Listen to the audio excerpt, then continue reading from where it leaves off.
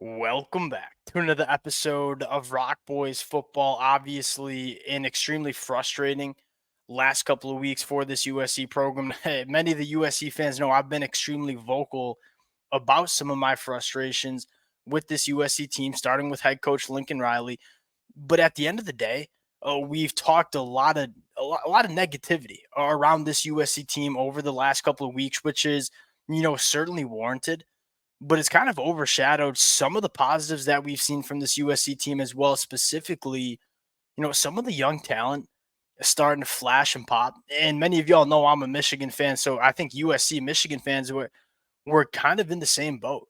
Like, we didn't achieve what we wanted to in 2024, so the back half of this 2024 season is kind of dedicated to, hey, what are the young players on this football team that are going to emerge as difference makers going into 2025? Want to focus on 4 or 5 names that I think have really shined for USC over the last couple weeks. Now, before we get into it, as always, massive shout out to the USC fan base. Y'all continue to show a ton of love, a ton of support to the boys through the highs and lows of 2024.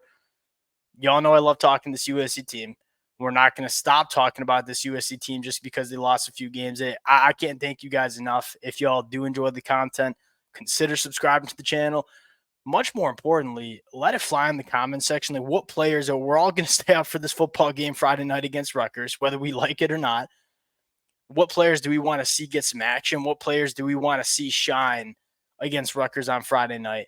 Let it fly in the comment section. Without further ado, let's get into it. Let's start with defensive lineman Devin Tompkins. This kid has been a revelation for USC on the defensive line. First 3 games of the season, he played 30 snaps combined. The last 2 weeks, back-to-back games of 50-plus snaps. He's played over 100 snaps the last 2 weeks.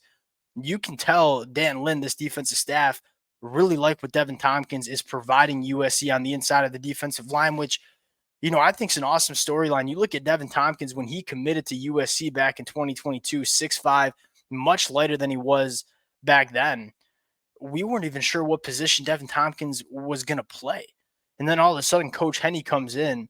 Devin Tompkins is going into year 3. We thought kind of still kind of a developmental year for Devin Tompkins. He's turned into a really good football player for USC, and you start taking a sneak peek about, what this USC defensive line is going to look like in 2025. I think you're going to start with Devin Tompkins probably being one of the stalwarts on the inside. And I think the fascinating conversation is what happens with another offseason where he gets closer to 300 pounds. He maintains that athleticism, maintains the length. This kid's a handful for a lot of interior offensive linemen to deal with. He's just long. He's athletic. He knows how to get off blocks. He's disruptive in the pass rush. There's still a long way for Devin Tompkins to go. You are starting to see this kid flash in a big way. I cannot wait what year 2 under Coach Henney looks like for Tompkins, in 2025. And USC will do some work in the transfer portal. There's no doubt about that on the interior of the defensive line. But guys like him, Gita Abasari, Carlin Jones, they're going to be relied on heavily for USC in 2025. So my eyeballs will continue to be on number 98, Devin Tompkins. Next player I want to talk about, and look, I promised myself this wasn't going to be a frustration episode. This has been one of my frustrations. Quinn Joyner needs more touches. And I'm not necessarily arguing for Woody Marks to come off the football field because Woody's been great. USC just needs to run the football more. Now, we're not going to dive into that conversation. USC top 20 in yards per carry in the country, run the football one of the least amount of times in all of the FBS. Quentin Joyner has been awesome. And I get he dropped the ball a couple weeks ago, and it seems like that maybe might have kind of wavered the confidence of Lincoln Riley. Keep giving this kid touches because he's going to be the bell cow for this USC team in 2025. This kid checks all the boxes that you want as a running back. 5'11", 215, low center of gravity, thick lower half, does really, really good dealing with contact, averaging over 4 yards after contact per carry. And then he has breakaway speed. And we saw that against Penn State. We knew that about him coming out of high school, 10-9 in the 100-meter dash. This kid has the potential to be a really special running back for USC in 2025. Continue to let him get some work in 2024 because he's one of those guys that you talk about key USC football players, and we're going to be talking about that in the month of December and January. I think Quentin Joyner is going to be on the top of the list. You look at his numbers. I mean, 34 attempts on the season is a crime when he's averaging 8.5 yards per carry. He's forced 11 missed tackles on the year. Again, 4 yards after contact per carry. This kid has been awesome for USC. Give him some more touches and run the football more. This is clearly USC offense that this offensive line is, they're starting to road grade a little bit in the run game. They're clearly more comfortable run blocking than they are pass protection. We've talked about that. Lean into Quentin Joyner because he's going to be a guy that is a stalwart for USC in the 2025 year. Let's stick on the offensive side of the football. Talk about another year two player, Mekhi Lemon.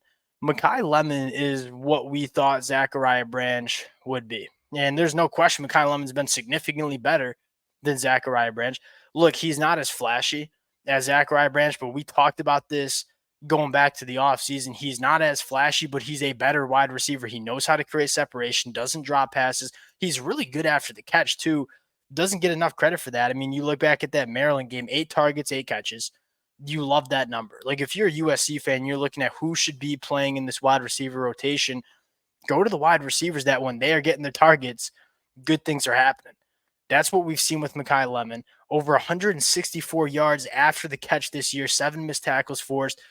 Again, he's arguably, not even arguably, I think he's just been flat out better than Zachariah Branch, not only as a separator at wide receiver, but he's been a better wide receiver after the catch than Zachariah Branch as well. 0 drops on the year. You got a lot of young talent in this wide receiver room, right? Deuce Robinson, Jacoby Lane, Mekhi Lemon. I would like to see a little bit more of the freshman Xavier Jordan.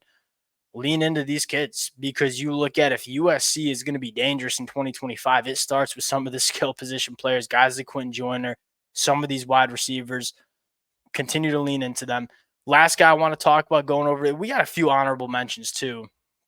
Desmond Stevens, another. This is the kind of linebacker that USC wants. And I think that they kept Mason Cobb, obviously, because he's a veteran guy. And this was a young linebacker, like Mason Cobb, Eric Gentry, Mascarenas, Arnold. And then after that, it was just a bunch of linebackers that haven't played a ton of football.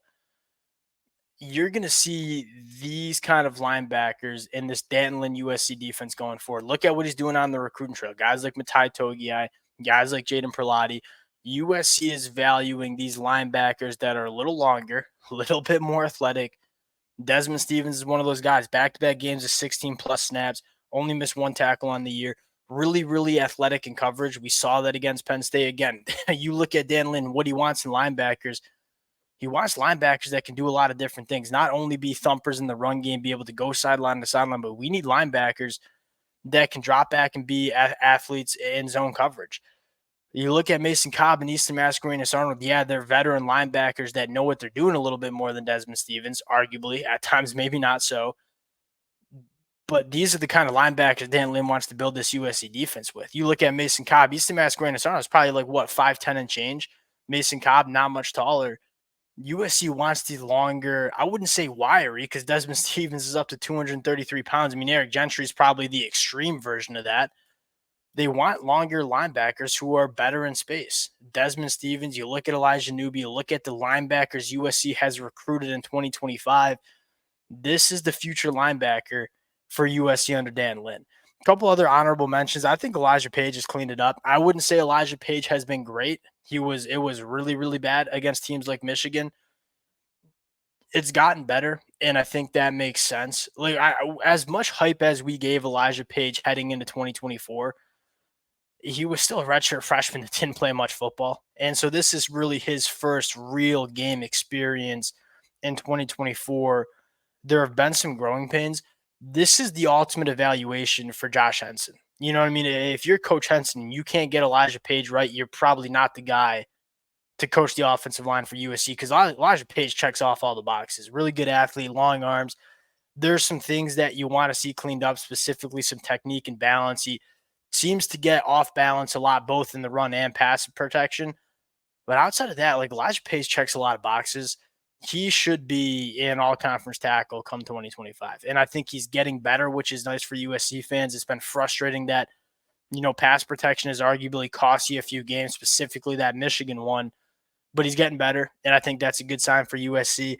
we're going to see more guys get more opportunities. Like, I think Gita Abasari is going to have to play a little bit more. I would like to see some Carlin Jones action. You look at Cam Fountain, probably going to get his snaps ramped up towards the back half of the year. If you're Lincoln Riley, I think you want to throw some of these young cats into the fire. I'm not saying you purposely, if they're not ready, you don't play them. I get that. But if you're USC and Lincoln Riley, I think you want to lean into some of the young talent on the team and get a feel for, look, who are going to be the guys for us to lean on in 2025. That's going to be what our recap is going to be about with this USC Rutgers game. Appreciate you guys rocking with it. If y'all do enjoy the content, consider subscribing to the channel. Appreciate y'all. We'll talk to you guys later. Peace.